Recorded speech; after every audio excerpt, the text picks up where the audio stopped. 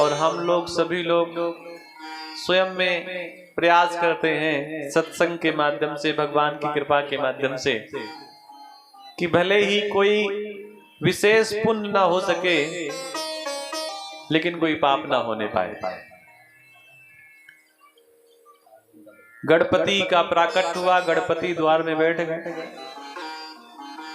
गणपति द्वार में बैठे और माता स्नान कर रही थी। भगवान शिव यहां पर आए नित्य की भांति। भाई भगवान शिव के बहुत सारे भक्त हैं जो देश दुनिया में सब जगह रहते हैं, और वो कभी न कभी बुलाते रहते हैं, तो भगवान शिव उनके यहां जाते रहते हैं। भगवान शिव फिर निकले, गणेश जी द्वार पे बैठे थे। गणेश जी ने मना किया, हे बाबा जी कहां अंदर जा रहे हैं? भगवान शिव ने कहा, तुम कौन हो? श्री गणपति ने अपना परिचय दिया, मैं भगवान भोलेनाथ का पुत्र और माता पार्वती का बेटा। भगवान शिव बड़े प्रसन्न हुए, क्योंकि माता पार्वती तो भैया सबकी माता है। हम लोग जो भोजन करते हैं, अन्न ग्रहण करते हैं, प्रसाद लेते हैं, ये सब माता पार्वती की ही कृपा का परिणाम होता है।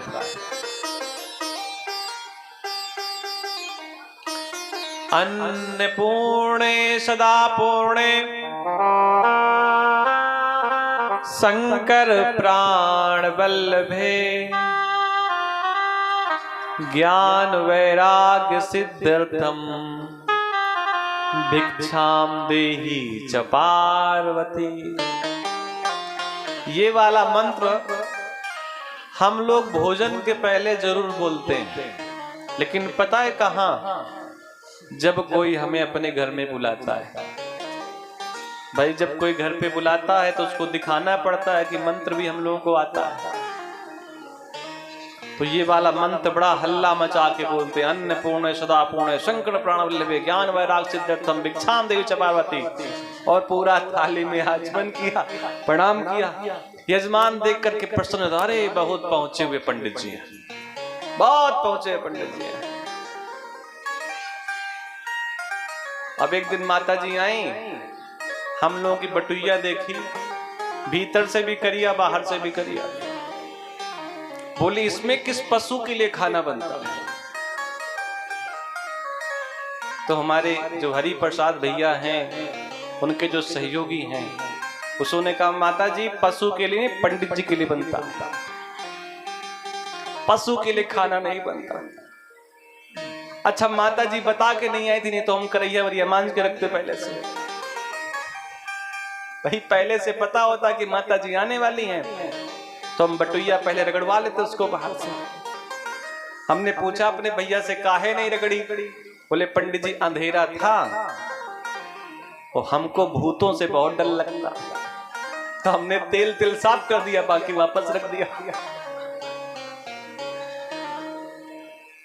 तो हम लोग जब लोग आप लोग आओ तो फिर हम लोग बिल्कुल रेडी रहते हैं, तैयार रहते हैं बिल्कुल, कि यजमान आ रहा है, थोड़ा सा चंदन बढ़िया लगा लेते हैं। और जब ना हो तो फिर जय जय, फिर कौन अन्नपूर्णा माता को ध्यान रखता है? जब सुबह पूजन करा के जाते हैं, इतनी भयंकर तेज की भूख लगती है कि ये होता है, भैया कुछ बना है क्या? अब आप बताओ, जब भयंकर भूख लगी हो तो अन्नपूर्णा माता का मंत्र कौन पढ़ेगा? कोई नहीं पढ़ेगा। और आपको विश्वास ना हो तो घर में बुलाकर देखो एक दिन अपने, बहुत जोर से मंत्र पढ़ते हैं। लेकिन आप लोग हमारे ऊपर कृपा किए हैं, यहीं दे जाते हैं, पंडित जी यहीं खाओ, यहीं बनाओ, घर हमारे फिर कभी आओ। बोलिए अन्नपूर्णा माता की जय। गणपति द्वार में बैठे थे तो गणपति ने शिव को रोका, ए बाबा जी अंदर कहां जा रहे हो? भगवान महादेव ने कहा, ये मेरा ही घर है, मैं ही गृह स्वामी हूं।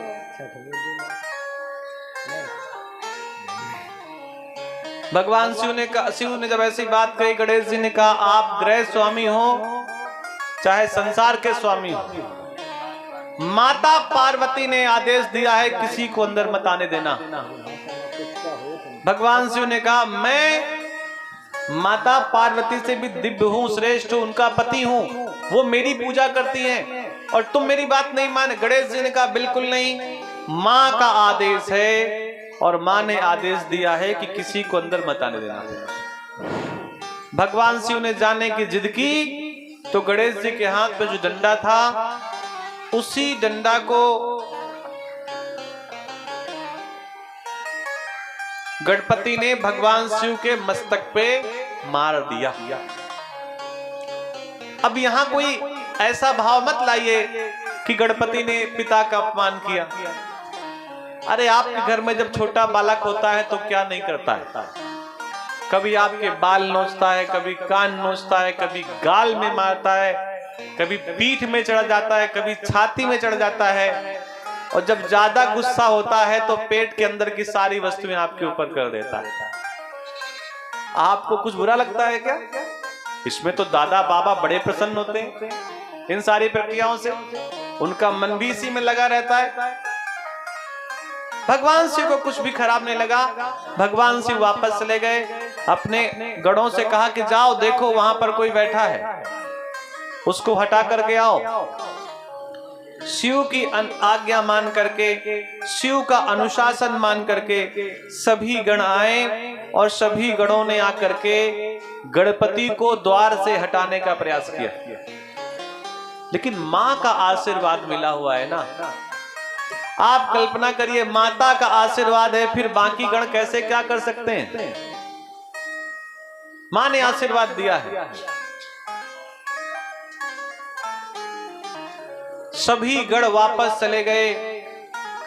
फिर तो स्थिति हुई कि सारे गण एक साथ आए और फिर गणपति के साथ युद्ध प्रारंभ हो गया। आप कल्पना करिए, जहां अन्नपूर्णा माता ने गणपति को आशीर्वाद दे रखा है, वहां कोई गण कैसे अपना प्रभाव दिखा सकता है? और फिर तो महादेव से नहीं रहा गया और भगवान भोलेनाथ भी युद्ध करने के लिए आ गए। ब्रह्मा जी भी आ गए, विष्णु भी आ गए। सभी ने बाल गणेश से युद्ध किया, लेकिन कोई गणपति को हरा नहीं पाया। जया और विजया ने जाकर के माता से कहा कि देवी, शिव अपने गणों के साथ आपके पुत्र से युद्ध कर रहे हैं। तभी जगदम्बा ने अपनी जितनी अष्ट सिद्धियां, 9 दिद्धियां थी, सबको भेज दिया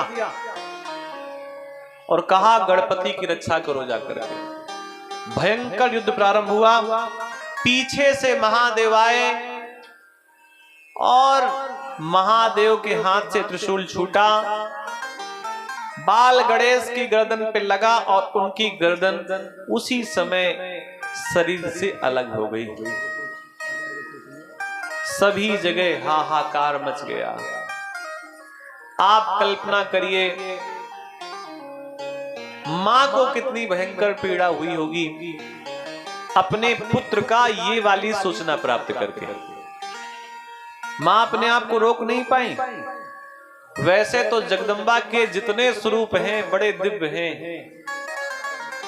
जगदम्बा जितनी जल्दी रिझती हैं, कोई उतनी जल्दी आसानी से रिझता नहीं है। जगदम्बा का क्रोध बढ़ गया। एक बार पुरानी कथा है, जगदम्बा को इतना क्रोध आया कि जब जगदम्बा के पैर धरती पर पड़ने लगे तो धरती फटने लगी। भगवान शिव बड़े व्यथित हुए कि अब क्या होगा। एक बार तो जगदम्बा ने इतनी जोर का प्रहार अपने पैरों से धरती पर करने वाली थी कि धरती फटने वाली थी। महादेव को जगदम्बा के सामने अपनी छाती करके लेटना पड़ा,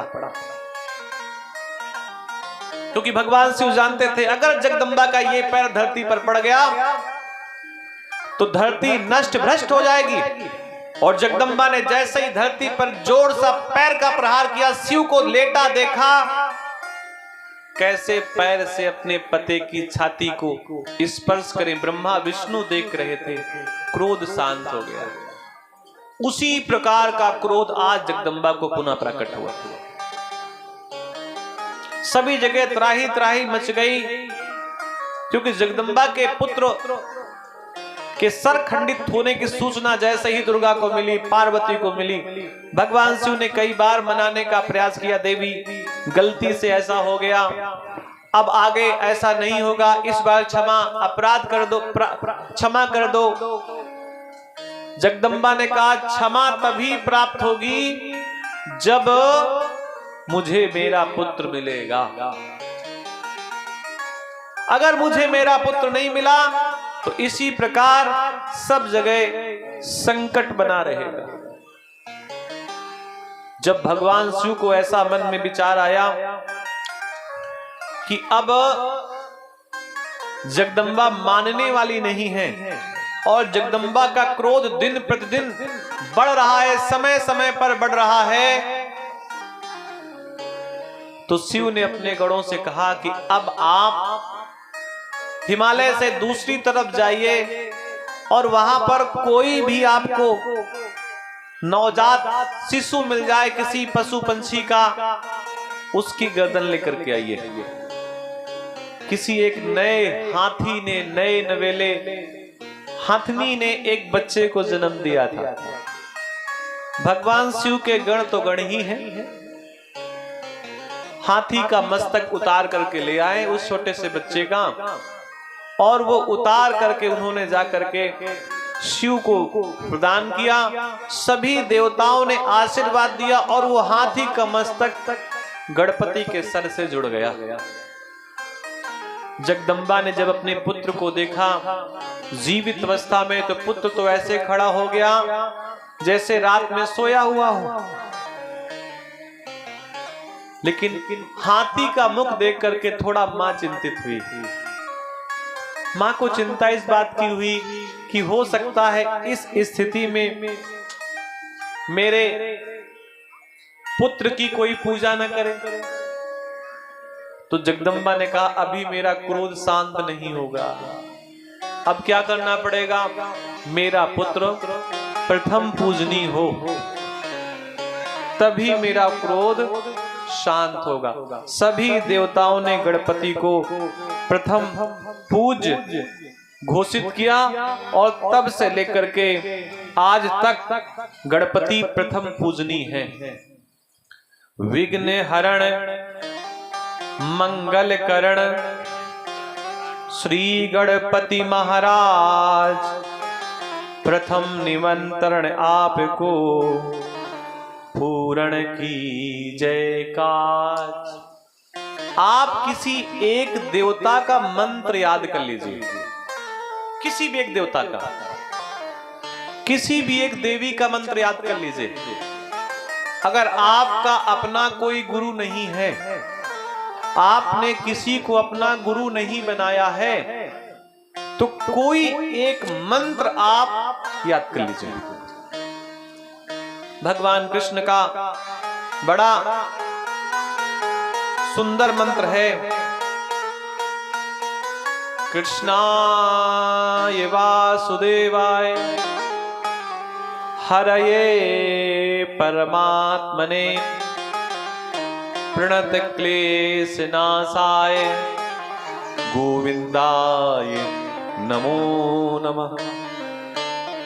ये बड़ा दिव्य मंत्र है और आपको कोई न कोई अपना एक गुरु जरूर बनाना चाहिए, क्योंकि ऐसा कहते हैं जिसका गुरु नहीं है उसका जीवन शुरू नहीं है। गणपति का प्राकट हुआ, हम गणपति को ध्यान करते हैं और गणपति को अपने आंगन में बुलाते हैं। बोले गणेश जी महाराज की जय हो। आओ अंगना पधारो श्री गणेश जी,